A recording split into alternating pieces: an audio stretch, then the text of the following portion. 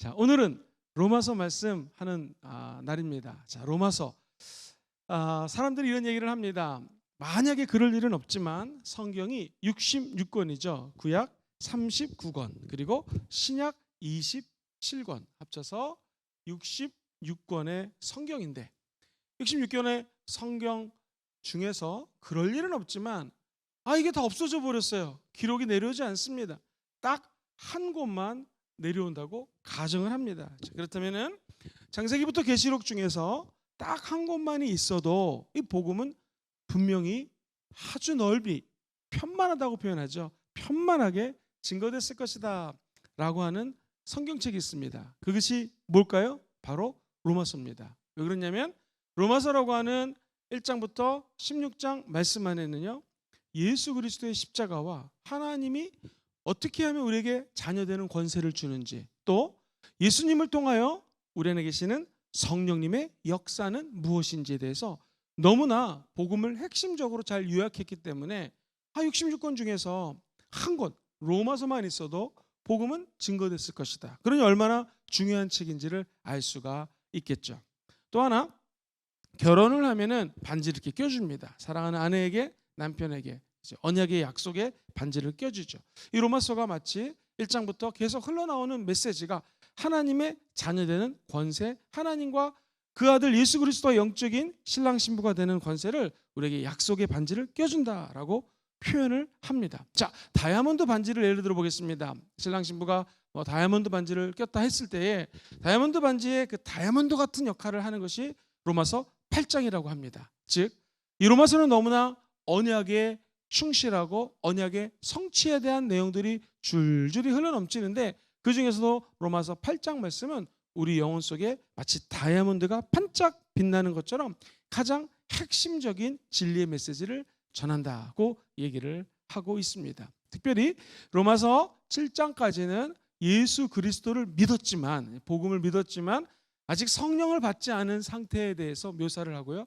8장 가면 드디어 예수 그리스도 안에 있는 자에게는 정죄함이 없나니 이는 생명의 성령의 법이 죄와 사망의 법으로부터 우리를 자유했다 하면서 5절 6절 보면은 육신을 따르는 자는 육신의 일을, 영을 따르는 자는 영의 일을 생각하나니 육신의 생각은 사망이지만 영의 생각, 즉 성령이 함께 생각하면 생명과 평안이라고 말씀하시면서요, 하나님의 양자되는 권세를 주셨고 이제 예수 그리스도 안에 있으면은요 성령이 우리 안에 계셔서 말할 수 없는 탄식으로 기도해 줍니다. 그리고 성령이 하나님의 생각을 우리 성령 하나님이 함께 나누시며 우리 안에서 하나님의 계획대로 뜻대로 한 걸음 한 걸음을 인도하시면서, 특별히 로마서 8장 28절은요 하나님을 사랑하는 자 곧 그 뜻대로 부르심을 입은 자들에게는 모든 것이 어떻게 돼요?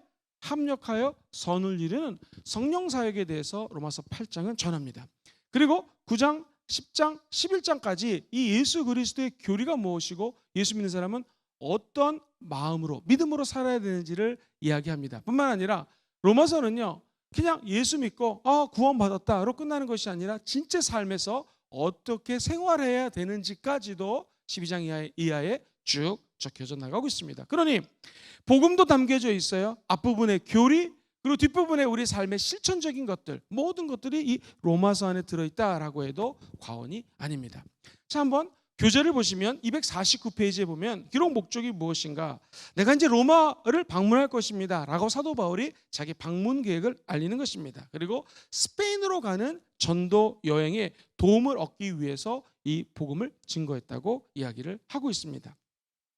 또 한 가지, 세 번째 줄 보면은 예루살렘에 보낼 헌금을 전달하기 위한 기도를 좀 부탁을 하고 있고요, 로마 교회에 속한 유대인과 이방인의 화해와 일치를 위해서 기록이 되어 있습니다. 특별히 우리가 잘 아는 사도행전, 바로 지난 시간에 공부했던 2장 1절로 4절에 보면 오순절날 사람들이 전 세계에서 이스라엘로 모입니다. 그때 은혜 받았던 성도들이 로마로 이제 다 흩어져서 로마에 가서 교회를 세웠습니다. 그리고 그 교회에 있는 하나님의 교인들에게, 성도들에게 편지를 적는 것이 바로 이 로마서의 내용입니다. 자, 저자는 누굴까요? 당연히 사도 바울이 로마서의 저자가 됩니다. 자, 그렇다면은 로마 교회는 사도들이나, 그러니까 당시 예수 그리스도의 제자들이나 혹은 로마 사람들에게서 전해진 것이다라고 얘기하는 학자가 있는데 많은 학자들은요, 그것이 아니라 말씀드렸듯이 오순절날 성령 받은 자들이 흩어져서 세운 교회일 것이다. 그러니까 그 당시에는요, 이 로마 교회는요, 예수님의 제자라든가 영적인 리더가 없는 상태였습니다. 그러니까 사도 바울은 로마에 편지를 쓰면서 아주 자세하게 예수 믿으면 어떤 교리를 믿어야 되고, 행함이 없이 행함을 통해서 구원받는다, 이거보다도 중요한 것이 믿음을 통해서 구원받는 것이다 라고 이 책은 설명을 하고 있습니다. 특별히 만약에 이 로마서는요, 논문에 비교를 하겠습니다. 논문은요, 논리적으로 쓰는 글 아니겠습니까? 가장 논리적으로 펼쳐나가는 것이 로마서에 나오는 메시지입니다. 뿐만 아니라 로마서가 논문이라고 하면은요, 주제나 또는 제목을 한번 정해보겠습니다. 그럼 로마서의 주제는 뭐냐면 이신, 믿음으로써 칭의, 의롭게 되는 것을 의미합니다. 자, 믿음으로 의롭게 된다.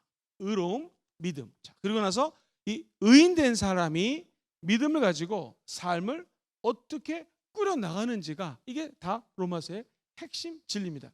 이것이 우리가 잘 아는 우리 기독교인들이 종교개혁을 일으켰던 마틴 루터가 하나님 말씀 가운데에 이 말씀을 깨닫고 종교개혁을 일으키게 되죠. 로마서 1장 17절 말씀을 우리 한번 같이 읽어보겠습니다. 시작. 복음에는 하나님의 의가 나타나서 믿음으로 믿음에 이르게 하나니 기록된 바 오직 무엇은요? 의인은 믿음으로 말미암아 살리라. 하나님의 의가 어디에 나타나요? 성경에 보니 복음에 나타나는데, 자, 이 복음을 믿음으로 우리 안에 거하시는 하나님의 의가 자리 잡는다. 그래서 오직 의인은 뭐로 말미암아 살아요? 믿음으로 말미암아 살 것이다. 그러니까 이 로마에서 흐르는 전체 주제는 뭐냐면 써이자를 써갖고요, 믿음으로써, 이 믿으신 자가 재밌어요. 사람이 자에다가 말씀 원자를 쓰고요, 믿음으로써 칭의라고 그러죠. 칭자를 이렇게 쓰나요? 칭하게 되었습니다. 어떻게 칭하게 돼요? 의롭다 칭함을 얻었습니다. 옛날에는 득자 써가지고 이신 득이라고 많이 했는데 요즘에는 의롭다 칭하게 되었습니다. 이게 로마서의 핵심 주제입니다. 한번 따라해볼까요? 이신 칭의. 시작. 이신 칭의, 의롭게 칭함을 얻게 되었습니다. 그러면 예수 믿는 사람들은 의인이 되었다 끝일까요? 그렇지 않습니다. 이 의롭게 되는 것은 믿음으로 되고요, 많은 사람들이 오해하는 것이 로마서는 믿고 구원받았다, 할렐루야, 끝. 아닙니다. 그것이 다시 삶으로 연계가 돼야 된다는 거예요. 그래서 로마서 12장 같은 경우에서는 내가 너에게 권하노니 이렇게 말씀을 하시죠. 너희가 하나님이 기뻐하는 산 제물로 하나님께 너의 몸과 마음과 모든 것들을 다 산제물로 드리라. 그런 것이 하나님이 기뻐하시는 영적인 예배다. 우리의 삶이 하나님께 제물로 드려지는 것까지가 진짜 크리스천이라는 것입니다. 그래서 로마서를 잘못 이해하면 많은 사람들이 이신득이 의인은 믿음으로 산다, 할렐루야, 나 천국 간다, 그 다음에 예수 믿고 난 다음에 대충 살고 나쁜 짓 하고 하나님 원치 않는 길을 가게 되면 그 사람도 하나님과 멀어질 수가 있고 얼마든지 구원의 세계에서 낙오될 수 있다. 그래서 우리가 이게 오해하지 마세요. 제가 드리는 말씀을 잘못 이해하면 그럼 목사님 기독교 핵심 진리가 믿음으로 의인이 되고 믿음으로 하나님의 자녀 되는 건데, 맞습니다. 다 맞고 로마에서 얘기하는 것은 마치 야고보서가 행함이 없는 믿음은 죽은 믿음이라고 얘기했던 것처럼 그 사람의 삶까지, 오직 의인은 믿음으로 말미암아 어떻게 돼요? 사는 것까지, 이게 삶으로 드리는 예배까지가 진짜 예배라는 거예요. 또 한 가지, 제가 이렇게 말씀을 드리니까 삶으로 드리는 예배, 이 삶으로 드리는 예배를 한번 떼어놓읍시다.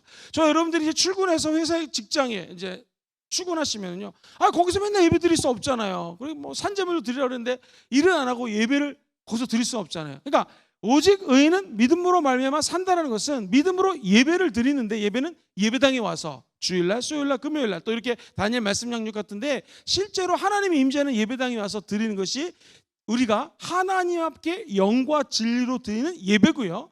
이것은 무엇이냐면 삶의 현장에서 예수 믿는 자들이 예수님의 향기를 흩날리고 성령의 인도하심을 다른 사람들에게 전하는 것, 이것을 삶의 예배라고 표현할 수가 있습니다. 그래서 오늘날 많은 사람들이 이 예배당에 와서 예배 드리는 거, 특별히 코로나 시대에 이거 귀찮은데 인터넷으로 예배 드리고 유튜브로 예배 드리니까 너무 편하다, 이건 아니죠. 왜냐하면 코로나가 이제 점점 위드 코로나로 바뀌면서 하나님이 임재하는 산 제물로 드려지는 예배는 하나님의 임재가 있는 이 성수에서 드리는 것이 예배고, 삶으로 드리는 예배는 예배를 마치고 삶의 현장에서 오직 의인은 믿음으로 살아나가는 모습을 세상 사람들에게 보여줌으로 많은 사람들이 우리를 통해서 하나님을 믿게 하는 통로가 되는 것, 이것을 로마서에서는 오직 의인은 믿음으로 산다라고 표현을 하는 것입니다.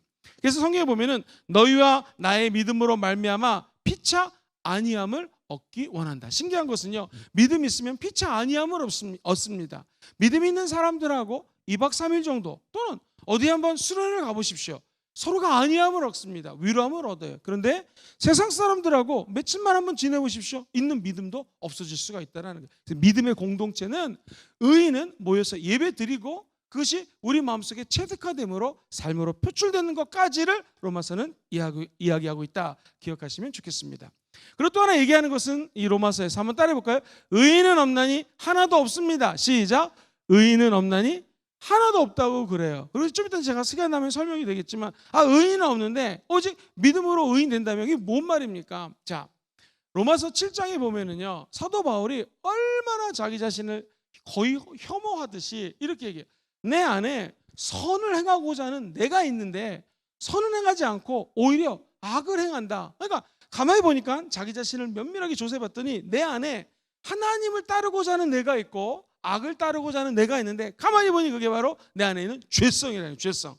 그러니까요, 이 세상에 있는 마귀의 유혹도 위험하고 우리가 이제 병을 갖고 있다 그러면 병도 사실 힘든 거죠. 근데 제일 무서운 게 뭐냐면 죄라는 거예요. 이 죄성이 나를 이 죄의 길로 인도한다라는 거예요. 그래서 사도 바울 같은 믿음의 대선배가 고백하는 것이 고린도 지역에서 편지를 로마에 보내면서 오라 나는 곤고한 자로다. 시작. 오라 나는 이 사망의 몸짓으로부터, 이 사망의 곤고함으로부터 내가 어떻게 자유케 될까? 이것이 예수는 믿었는데 내 안에 성령 받지 못한 상태까지를 로마서 7장에서 이야기를 합니다. 자, 과연 그런지 한번 눈으로 확인을 해보겠습니다. 로마서 7장에 보면은요, 이런 메시지가 나옵니다. 시간 관계상 17절부터 한번 볼까요? 16절부터 볼까요? 만일 내가 원하지 아니하는 그것을 행하면 이로써 내가 율법이 선한 것을 시인하는데 17절 시작. 이제는 그것을 행하는 자가 내가 아니요 내 속에 거하는 뭐예요?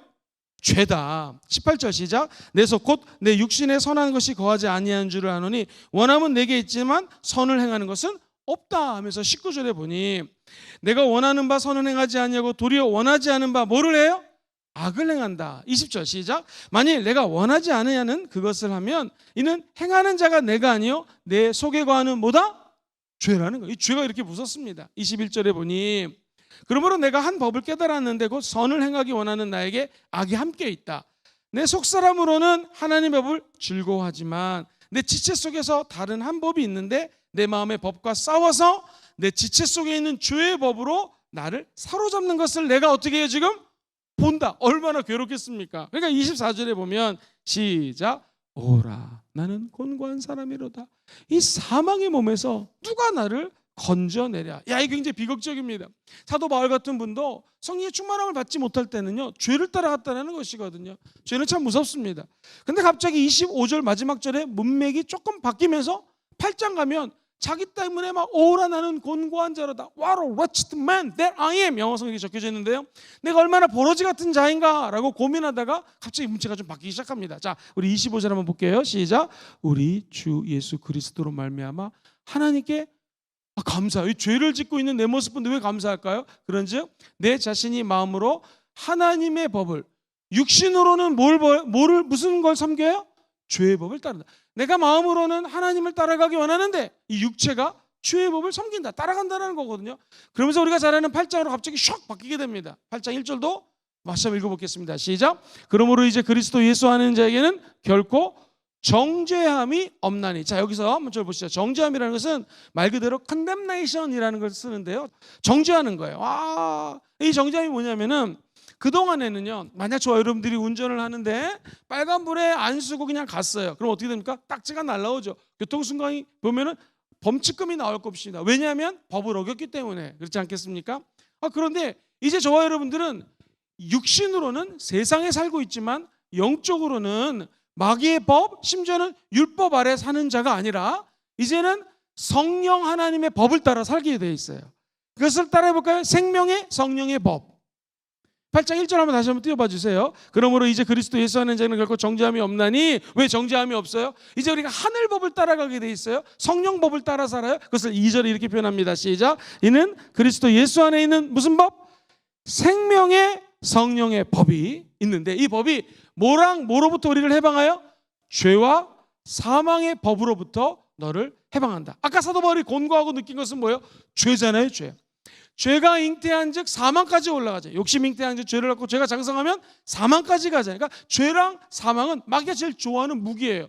죄를 짓게 하고 우리의 영혼이 사망에까지 인도하는 거거든요. 그러니까 예수 믿었다고 해서, 조심스러운 표현이지만 예수 믿고 난 다음에 나 천국 간다 하면서 하나도 삶으로 예수 그리스도를 따라가는 삶의 열매가 없다면 이거 위험할 수 있다는 거예요. 근데 감사하게도 우리 인간은 연약해서 맨날 죄를 따라가고자 하는 연약한 내가 있는데, 내 안에 성령이 거하면 이제 이 성령의 법이 죄도 이겨요. 더 중요한 것은 사망도 이겨요. 할렐루야. 그래서 이제부터는 성령과 함께 살아갈 수 있는 오순절적인 성도가 될 수 있다. 다시 말해서 성령님은 어떤 분이신가? 성령님은 자기를 주관하지 않으세요. 자기를 주장하지 않으세요. 성령님은 언제나 예수 그리스도 이름을 높이시는 분이 성령님이십니다.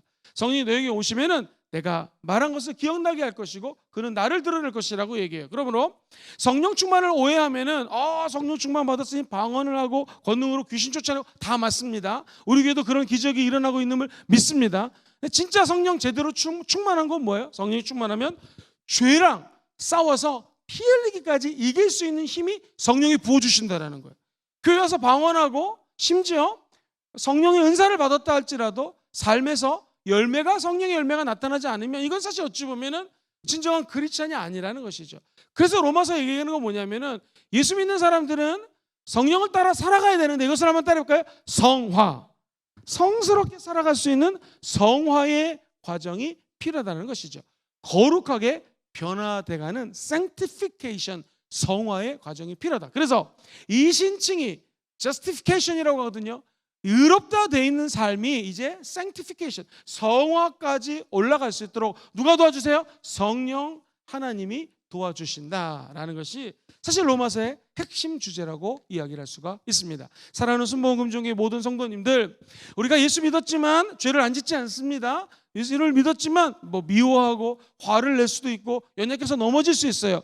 그런데 중요한 건 무엇입니까? 그렇다 할지라도 실망하지 말아야 될 것은, 예수 믿으면 성령이 내 안에 거하시고 그 거하신 성령님을 의지해서 오늘 밤처럼 기도하시고 하나님께 성령 달라고 사모하시면 성령이 임해서 죄와 사망의 법으로부터 저와 여러분들을 인도해 주시고 승리케 하여 주실 줄 믿습니다. 자, 그래서 이 로마서 보면은요, 참 이 논리적인 전개가 기가 막혀요. 예를 들면 처음에 시작할 때 예수 그리스도의 종 나 바울은 사도로 부르심을 받아, 1장 1절에 이런 말이 나오거든요. 한번 같이 읽어보겠습니다. 로마서 1장 1절 처음에 이렇게 시작을 합니다. 같이 1장 1절 한번 읽어볼게요.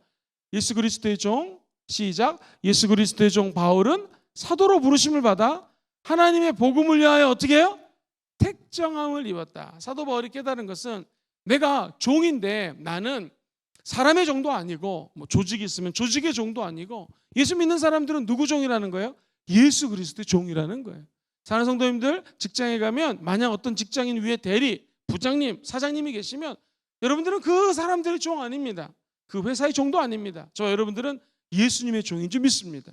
나는 누구인가? 예수님의 종으로 살면 그 다음부터 하나님이 결정해 주신다는 것이죠. 그러니까 예수 그리스도의 종 되기 원하시는 분들은 아멘 해볼까요?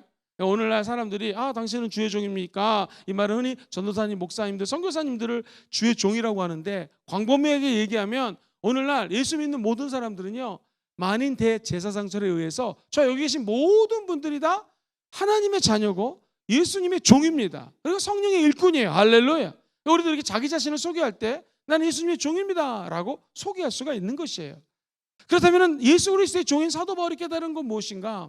흔히 종이라고 하는 것은요, 의사결정권이 없어요. 종은 소유권도 없어요. 이게 2000년 고대 근동에서 종이라고 하는 타이틀을 가진 자들은요, 자기 마음대로 결정 못해요. 내가 갖고 있는 소유가 내 것이 아니에요. 누구 거예요? 다 주인 거라는 것이죠. 사도 바울이 자기의 종됨을 인정하니까 어떤 일이 벌어집니까? 예수의 종, 내는 사도 바울인데 하나님이 나를 사도로 부르셨다는 거예요. 그러니까 종이 되어서 예수님 앞에 납작 엎드렸더니 나는 종밖에 안 됐는데 하나님이 나에게 성령의 은사를 주셔서 성령에 따라 선지자, 사도, 목사, 교사 이렇게 하나님 부르시지 않습니까? 복음 전하는 자, 이벤젤리스트. 그것을 복음 전하는 자를 요즘 부흥사라고 표현하거든요. 하나님이 5가지 성령의 은사를 통해서 직분을 주셨는데 하나님이 감히 나 같은 사도 바울을 사도로 부르셨다라는 거예요. 그러니까 1장에 보면은 1장 1절에 사도 바울이 자기 자신을 이야기할 때 내가 할 수 있는 것은 예수의 종밖에 안 됐는데 하나님이 나를 높여서 사도로 불렀다. 그런데 이것은 무엇인가? 왜 불렀는가? 저 여러분들을 복 주시고 은혜 주시고 젊음 주시고 건강 주시고 물질 주셨다. 왜 도대체 우리에게 이런 은혜를 주신가? 그것은 복음을 증거하기 위하여 하나님이 나를 택정했다라는 것이에요. 다시 말합니다. 사도 바울이 알았던 것은 자기가 예수의 종이 됐는데 그럼에도 불구하고 아직까지 많은 죄를 짓고 연약한 것이 내 안에 있었다라는 거예요. 사도로 부르심을 받은 것이 성령님이 나를 은혜 가운데 불러주셨는데 그러면 왜 불러주셨을까? 나를 이 텐트 메이커 천막하는 사람으로 왜 만들어줄까? 그것은 하나님이 날 복음을 증거하라고 택정하셨다는 거예요. 자 보세요. 사도 바울은 브루스길라든가 아길라라든가 하나님의 사람들과 함께 텐트를 만드는 사람이었어요. 자, 고대근동에서 2000년 전에 텐트 만드는 거 한번 생각해 보세요. 로마 제국이 전 세계를 제패했습니다. 그러면 그 텐트가 집에서 먹고 자는 텐트가 아니에요. 군사용 장막이었어요. 손이 까지고 굉장히 거친 일이었을 것입니다. 그러면 사도 바울은 눈 뜨면 맨날 보는 것이 군인들이 전쟁에 나왔다가 죽어 돌아오거나 그 막사 같은 천막에서 환자들이 다리가 잘리고 병사들이 손이 잘리고 생명 다하는 것을 많이 봤을 것입니다. 그래서 그가 고린도전서에 보면은 내일 이제 고린도서 말씀을 나누는데 육신의 장막이 허물어진다라는 거예요. 그러니까 이 육체가 텐트 메이커 하는 사람의 눈으로 봤더니 이 육신의 장막, 우리가 갖고 있는 이 육신은 이 장막이 언젠가는 다 없어지더라. 다 죽는다라는 것이죠. 근데 하나님이 영원히 거할 처소를 예배해놨더라. 예수 믿는 사람, 안 믿는 사람 지금은 뭔 특징인지 모르는데 로마서에서 얘기하고 싶은 것은 하나님의 은혜 주셔서 천국 백성으로 택정함을 입었다. 그러니까 저 여러분들이 살아야 될 것은 어떻게 살라는 거예요? 나는 누구인가? 뭐 금지원교회 모든 성도님들은 어떤 존재인가? 어떤 삶으로 살아야 되는가? 나는 도대체 왜 사는가? 그랬을 때 첫 번째, 나는 예수의 종입니다 라고 고백만 하면, 두 번째, 이게 왜 은혜인지, 나는 종밖에 안 되는데 하나님이 나를 사도로, 저 같은 교회는 분약하고 연약한 자를 담임 목사로, 목사로, 전도사로, 선교사로, 장로님으로, 또 권사님으로, 안수집사님으로, 주의 종님으로 부르신다라는 것이죠. 그죠? 하나님이 나를 부르셔서 지금 오늘날 내 존재가 내 안에 있는 하나님이 부르셔서 내가 이 존재감을 가지고 살아가는데, 내 진짜 내 존재는 무엇인가? 나는 목회자, 전도사님, 목사님, 담임 목사님 이게 아니라, 이거는 아무것도 아니고 내 진짜 모습은 하나님이 천국 백성으로 택정함을 입은 자다. 뭐 하기 위해서? 어떤 직분이건 복음을 증거하라고 이 땅에서 택정함을 입게 있다라는 거예요. 사랑하는 성도님들, 우리 육신은 언젠가는 죽게 될 것입니다. 그러나 이 땅에서 예수 증거하고 하나님 잃어버린 영혼들을 주께 돌이킨 자들에게는 하나님의 생명의 면류관, 충성의 면류관, 은혜의 면류관이 기다리고 있는 줄 믿습니다. 사도 바울이 얘기하는 것은, 핵심은 예수 죽음 내 죽음, 예수 보자 내 보자, 예수 생명 내 생명 외쳤더니 하나님 내게 성령을 부어주셨고, 이제 그동안 나를 괴롭혔던 로마서 7장까지의 삶, 예수는 믿었지만 죄만 보면 넘어지고 자빠지고 죄랑 결탁하는 이 나의 연약함을 성령이 내 안에 들어오더니 성령님을 통하여 내 삶이 회복되더라. 그 죄도 사망도 나를 어찌하지 못하더라. 이 고백이에요. 근데 그게 뭐냐면 삶으로 택정함을 입은 자답게, 그죠? 의인된 자가 성령의 충만함을 믿음으로 받게 되면 내 삶이 하나님의 복음 증거하기 위하여 택정함을 입었다라고 1장 1절이 시작되는 거예요. 그러니까 계속해서 오직 의인은 믿음으로 말미암아 살 것이다. 예수 그리스도를 믿으면 의인이 돼서 하나님 자녀 되지만, 믿음으로 성령 충만함 받고 방언도 중요하고 열매도 중요하고 내 삶으로 연결될 때 결국 의인된 자가 믿음으로 살 것이요 성령 충만한 삶까지 누리게 된다는 게 초지일관 로마서의 주제라는 것이죠. 자, 그렇다면은 우리 순복음 교회는 너무나 감사한 것이 있습니다. 그것은 사도 바울이 이제 많은 오순절주의 학자들이 이제 펼치는 주장인데요. 7장까지의 이 죄의 공고함, 내가 맨날 넘어지는 곳으로 또 넘어지지 않습니까? 이 중고등학생들 제가 상담을 해보거나 청년들 상담하면, 목사님, 내가 나쁜 죄를 짓는데 넘어지는 데서 또 넘어져요. 한 번은 제가 청년 사역할 때 머리를 빡빡 깎고 왔어요. 왜 깎았니? 호주에서 이 군대 갈 일도 없는데. 했단 말이, 목사님, 어제 죄를 져가지고 머리를 밀어버렸습니다. 그런데 이 친구가 6개월마다 한 번씩 밀고 나타나요. 뭘 의미합니까? 사람은 죄를 짓지만 이 죄를 이길 수 있는 힘이 아예 우리 안에는 없다라는 거예요. 청년이만 그렇겠습니까? 이것이 모든 분들이 죄를 이길 수 있는 능력이 우리 인간에게는 아예 없어서 3장에 보면 23절에 의인은 없나니 하나도 없고요. 모든 사람들이 죄를 범하였음에 하나님의 영광에 이를 수 있다 없다? 없다라는 거예요. 죄의 싹은 사망이라는 것입니다. 누가 나를 도와줬고 하면서 4장, 5장, 6장, 특별히 6장에 가면 예수와의 연합을 이야기합니다. 예수 그리스도의 하나됨. 이 하나된 자에게는 성령이 거함으로 말미암아 하나님의 자녀되고 뿐만 아니라 성령의 은혜까지도 심도를 받게 되고 은혜의 세계로 들어갈 수 있다. 사랑하는 성도님들, 우리 순복음교회 모든 성도님들이 예수 믿고 다 의인되고 하나님의 자녀가 된 줄 저는 확신합니다. 아멘. 다 천국 갈 줄 믿습니다. 이 땅에 죄를 안 짓고 살 수 있는 방법은 우리에게는 아예 없다라는 거. 로마서 8장부터 펼쳐지는 성령 충만한 믿음의 세계입니다. 여기 계신 모든 분들이, 또 방송을 듣는 우리 성도님들이, 이 믿음은 예수 그리스도의 영으로 말미암는 것이요 성령과 함께하는 믿음, 성령 충만의 믿음 갖게 되시기를 주의 이름으로 축원드립니다. 나아가 이것이 삶까지 연계가 되어야 된다는 거예요. 자, 그럼 대표적으로 로마서 12장 1절과 2절만 같이 한번 읽어보겠습니다. 내가 너희들에게 마지막으로 권면하는 게 있다. 권한다라는 것은요, urge you라는 단어를 쓰는데, 모든 결론적으로 여러분들에게 긴급하게 말씀드릴 게 있습니다. 그것은 너희의 몸을 하나님이 기뻐하시는 뭘로 드려라? 거룩한 산 제물로 드려라. 자, 살아있는 제물, living sacrifice라고 그러거든요. 이것이 너희가 드릴 진짜 영적인 예배다. 그래서 우리 삶이 어떻게 되는가? 2절 같이 읽어보겠습니다. 시작. 너희는 이 세대를 본받지 말고 오직 마음을 새롭게 함으로 삶의 변화를 받아서 하나님의 선하시고 기뻐하시고 온전한 뜻이 무엇인가 어떻게 하라? 분별하라. 이게 어찌 인간의 힘으로 되겠습니까? 누가 도와주셔야 돼요? 성령이 도와주셔야 됩니다. 그리고 성령 받은 자는 삶의 현장에서 이러한 삶을 살아갈 수 있다는 거예요. 바라기는 여기 모든 분들이 예수 믿고 다 의인 되시기를 주의 이름으로 축원드립니다. 나아가 의인된 것만 가지고 만족하지 마시고, 의인된 우리가 이제 믿음으로 날마다 성령과 동행하는 성령의 일꾼 되시기를 주의 이름으로 축원드립니다.